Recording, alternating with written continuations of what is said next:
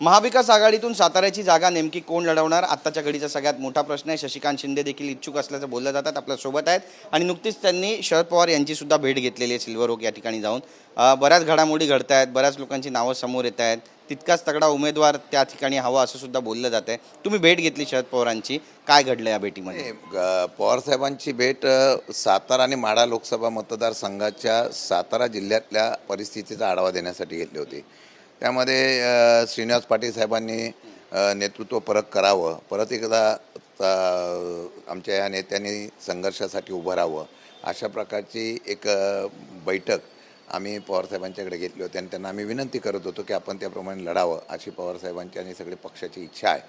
परंतु त्यांनी त्यांच्या तब्येतीचं कारण सांगितलं आणि ते खरं आहे की आजही त्यांना एक दोन लोकांचा सहारा लागतो आणि अशा प्रकारची ती तब्येतचं कारण त्यांचं रास्त असल्यामुळे त्यांनी ती असमर्थता दाखवली। ती बैठक पवारसाहेबांच्याकडे होती आणि ती बैठक करून मग मी त्या ठिकाणी पवारसाहेबांना भेटून निघालो होतो। नक्कीच त्यांच्या मुलाला तिकीट मिळावी असं सुद्धा ते वारंवार सांगतात। जयंत पाटलांनी देखील सांगितलं की तुम्ही लढा, कारण तिथून जन्मत जे ते तुमच्या बाजूने आहे। 2 वर्षानंतर ही जी जागा आहे ती आपण पुन्हा एकदा तुमच्या मुलासाठी लढवण्याचा प्रयत्न करू, जिंकून आणू असं सुद्धा आश्वासन त्या ठिकाणी दिलं आहे। पण ते काही ऐकत नाही आहेत। नाही, ही वस्तुस्थिती आहे की आता जर आपण लोकांचा कानोसा घेतला की आपल्याला मागे माहीत असेल की उदयनराजेंनी ज्यावेळेला राजीनामा दिला तेव्हा पोटनिवडणूक झाली आणि त्या पोटनिवडणुकीला श्रीनिवास पाटील गव्हर्नर म्हणून निवृत्त झाल्यानंतर सुद्धा निवडणुकीला उभे राहिले आणि ऐतिहासिक मताने निवडून आले।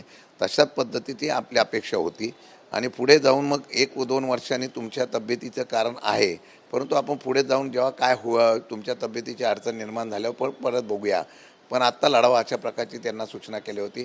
त्यांचा चिरंजीवसुद्धा या ठिकाणी इच्छुक होते। गेल्या पदवीधरमध्ये त्यांनी निवडणूक लढवली होती।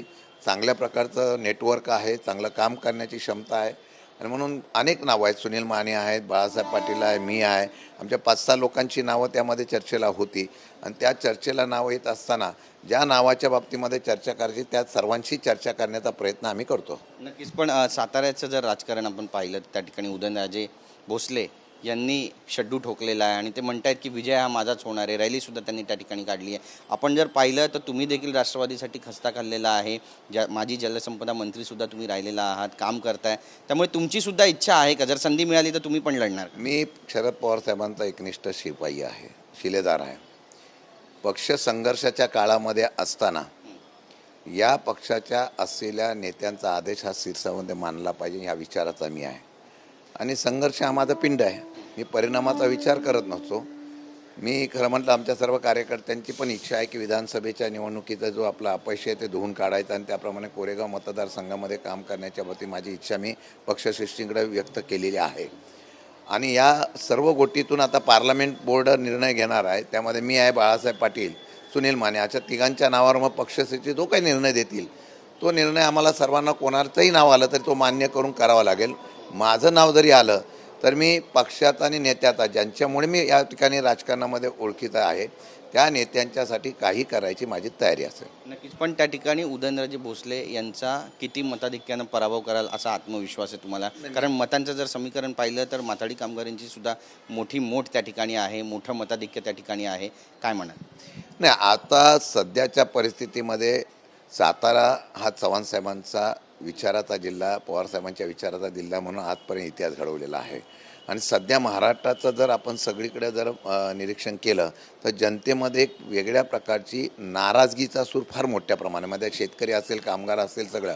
तर माथाडी कामगारांच्या कार्यालयात आम्ही उभं आहे। माथाडी कायद्याच्यामध्ये फार वेगवेगळ्या त्या प्रकारच्या बदल करतात। आज लोकसत्तेमध्ये आलं आहे की इंटरनॅशनल मार्केट आता बनवण्याच्या संदर्भातला अहवाल माझ्या माहितीप्रमाणे JMPT जवळ देण्यात आलेला आहे।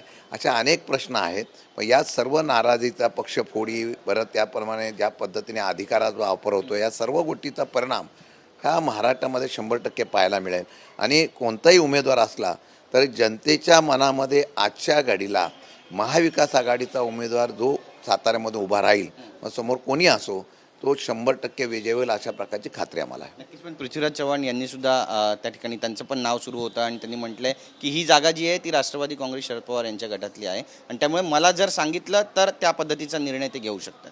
ही गोष्ट खरी आहे की पृथ्वीराज चव्हाणांच्या आणि महाविकास आघाडीच्या माध्यमातून त्यांना निवडणूक लढवण्याच्या संदर्भातले पर्याय म्हणून पृथ्वीराज चव्हाण साहेबांचं पण नाव आहे आणि त्यांनी सांगितलं की मला जर काँग्रेसच्या चिन्हावर जर लढायची संधी दिली तर मी लढायला तयार आहोत, पण चिन्ह बदलून मी लढण्याच्या बाबतीत मानसिकतेत नाही. पण त्यांनी सांगितलेलं आहे की महाविकास आघाडीचा कोणताही उमेदवार असला तरी त्याचं काम करण्याच्या बाबतीमधली भूमिका घेणार आहोत. हे पण नाव चर्चेत आहे.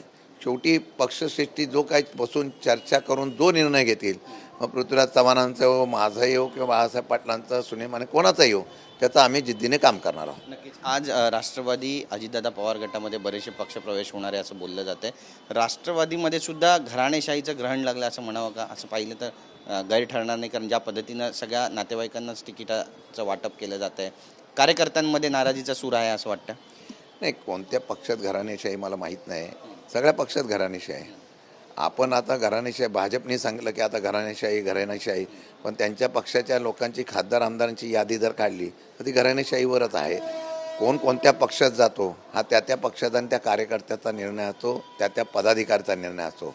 पण मला वाटतं की शेवटी जनतेला जो लोकप्रतिनिधी पाहिजे तो निर्णय हा जनता घेत असते. आणि महाराष्ट्र इतर राज्यापेक्षा अपवाद आहे, जिथे छत्रपती शिवाजी महाराज, शाहू फुले आंबेडकरांचा विचार असलेला पुरोगामी महाराष्ट्र हा सर्व गोष्टीचा प्रवेश वगैरे हे न घेता त्यामध्ये काय निर्णय घ्यायचा हा जो लोकसभेला निर्णय होईल तो भविष्यकाळामध्ये तशीच निश्चितपणे. आता तुम्ही जर तसं म्हणत असाल तर भाजपमध्ये गेलेल्या पक्षांची आता परिस्थिती काय? भाजपमध्ये गेलेल्या पक्षांच्या असलेल्या परिस्थितीमध्ये जर विचार केला तर त्यांच्याबरोबर गेल्या खासदारांना सुद्धा तिकीट मिळत नाही. ही सध्याची परिस्थिती आहे ना. त्यामुळे फार तिथे जाऊन कोण सुखी होतो आहे? भाजपमध्ये फक्त वापरायचं निवडणुकीपुरतं आणि परत आपला पक्ष स्ट्रॉंग करायची ही नीती आहे. त्याचा प्रत्यंतर तुम्हाला आता पाहायला मिळतो आहे. नक्कीच एक शेवटचा प्रश्न आहे. भाजप वारंवार म्हणते अबकी बार 45 पार, 40च्या पुढे आमच्या जागा येणार म्हणतात. अंडरकरंट बरंच आहे असं तुम्हाला वाटतं आणि याचा फायदा होईल महाविकास आघाडीला? जर एवढा त्यांना आत्मविश्वास असेल तर मग विद्यमान खासदारांच्या त्यांनी तिकीट काय बदलल्या हा एक. दुसरा विषय, इतर पक्षाच्या लोकांशी अजून चर्चा का करताय, परत पक्ष फोडायचा प्रयत्न का करताय, हा विषय आहे ना. त्यामुळे त्यांनी किती केलं तरी महाराष्ट्रामध्ये तशी परिस्थिती नाही.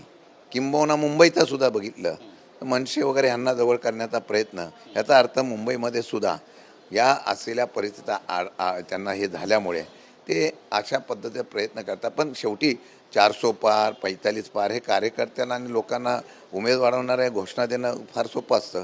प्रत्यक्षात येण्यामध्ये फार अडचण आहे असं मला सध्याच्या ग्रासरूटवर जो आहे, आता मराठा आरक्षण असेल, ओबीसी धनगर आरक्षण आहे, शेतकऱ्यांचा प्रश्न आहे, नाशिक वगैरे इथलं निर्यात बंदी असेल, अनेक प्रश्न आहे.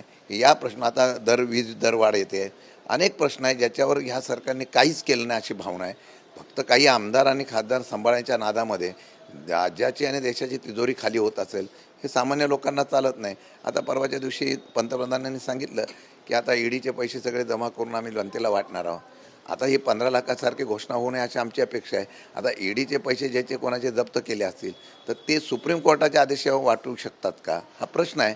असो, शेवटी घोषणा करणं हा त्यांचा अधिकार आहे. पण लोक आता सुज्ञ आहेत, त्यामुळे येणाऱ्या काळामध्ये मला वाटत नाही की त्यात बदल असा लोकांमध्ये दिसेल. पण लोक 100% महाराष्ट्रामध्ये हा 100% महाराष्ट्र महाविकास आघाडीला विजयी करेल. धन्यवाद आमच्याशी बोलल्याबद्दल, वेळ दिल्याबद्दल. तर आपण पाहतोय महाराष्ट्रामध्ये 100% जनताही महाविकास आघाडीलाच मत देईल असा विश्वास व्यक्त केलेला आहे. नेमकं काय घडेल साताऱ्याच्या जागेबाबत पाहणं महत्त्वाचं ठरेल. कॅमेरा पर्सन नर्सिंगसह गिरीश गायकवाड, TV9 मराठी, मुंबई.